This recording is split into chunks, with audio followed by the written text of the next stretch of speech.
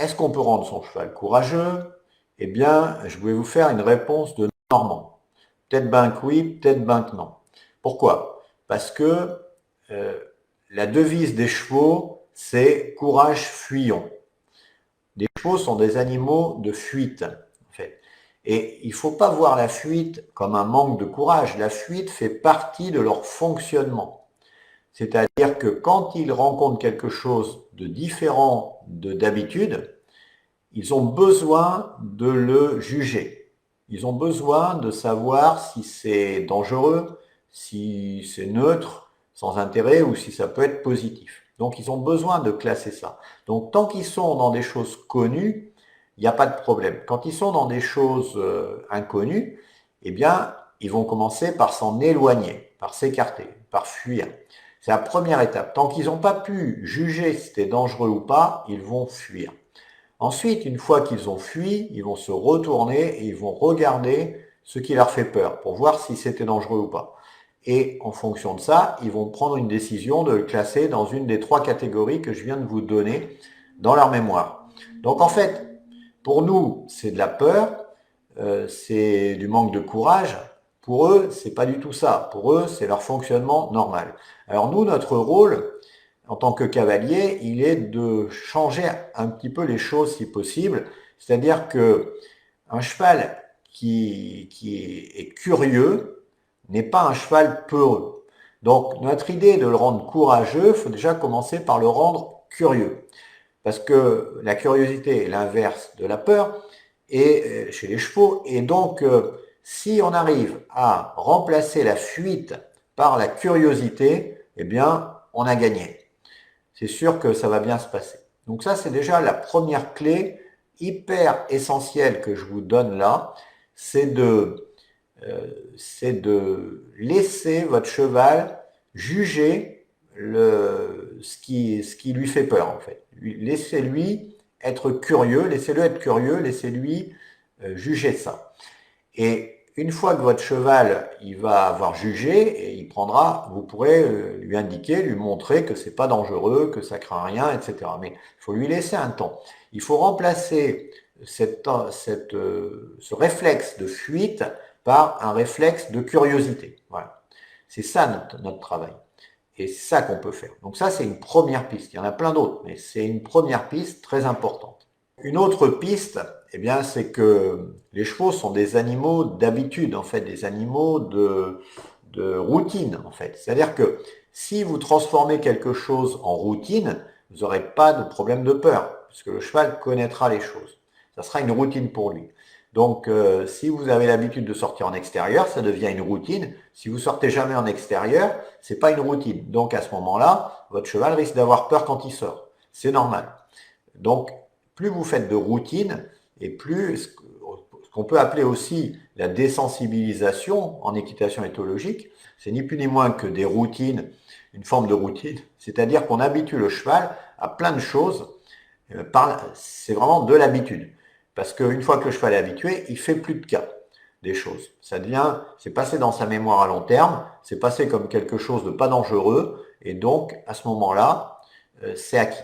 C'est comme ça qu'on peut faire des chevaux, par exemple en concours complet, qui sautent dans l'eau, qui sautent de travers des obstacles et tout ça. C'est en les confrontant tout le temps, tout le temps, tout le temps à des choses comme ça, progressivement, eh bien, ça devient une habitude et les chevaux se posent plus de questions, ils sautent les pieds dans l'eau, alors que mettre les pieds dans l'eau pour un cheval, c'est synonyme de mort.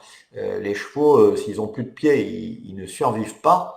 Donc, ils ne veulent pas mettre les pieds dans quelque chose d'inconnu, dont ils ne peuvent pas sonder la profondeur et tout ça. Donc, quand on voit les chevaux de concours complet qui sautent dans l'eau, c'est vraiment un exploit. Ça se travaille progressivement et ça s'acquiert pas du jour au lendemain.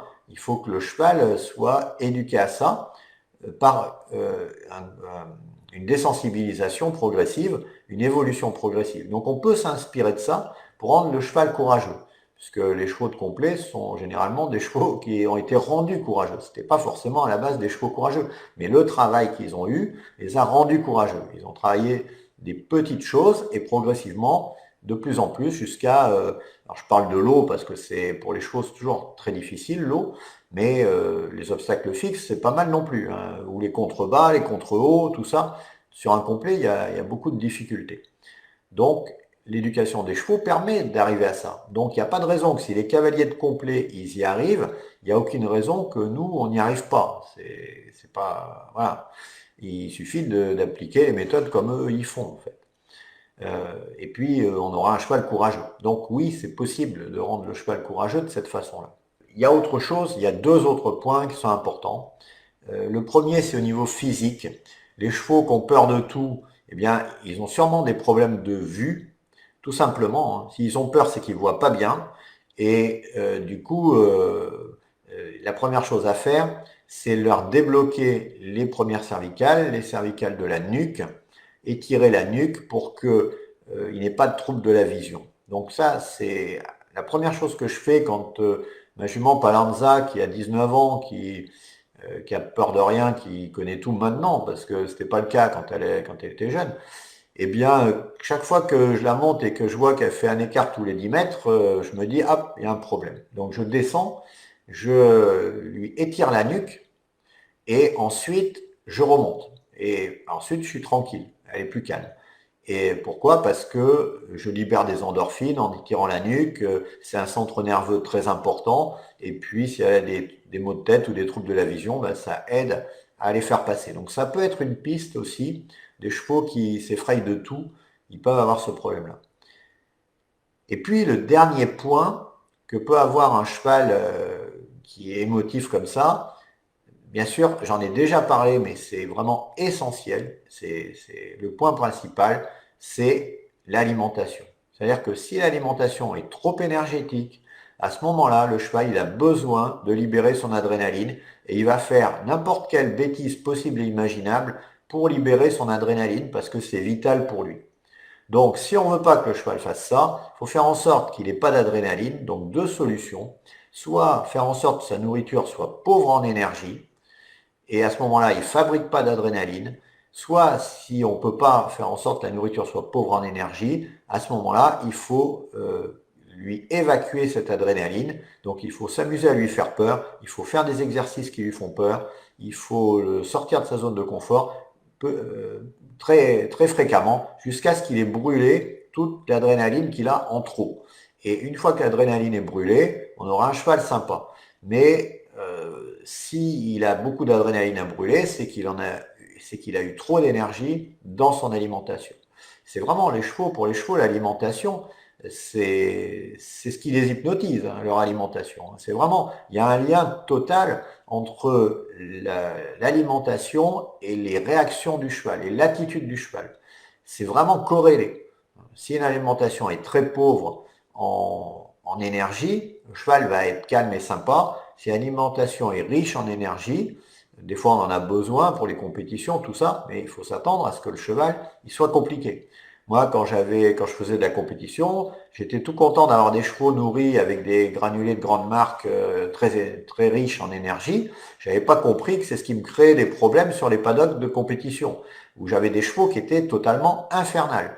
C'est tout simplement parce qu'ils avaient beaucoup trop d'énergie, une nourriture trop riche, et donc forcément, par rapport aux autres chevaux qui étaient plus calmes, moi je comprenais pas pourquoi les miens, ils s'étaient énervés. Eh bien, ils étaient tout simplement énervés parce qu'ils avaient une nourriture trop riche. Et à l'époque, je ne savais pas ça. Et donc, si j'avais donné une nourriture beaucoup moins riche, j'aurais eu des chevaux plus cool sur les paddocks de concours et j'aurais évité les accidents que j'ai pu avoir.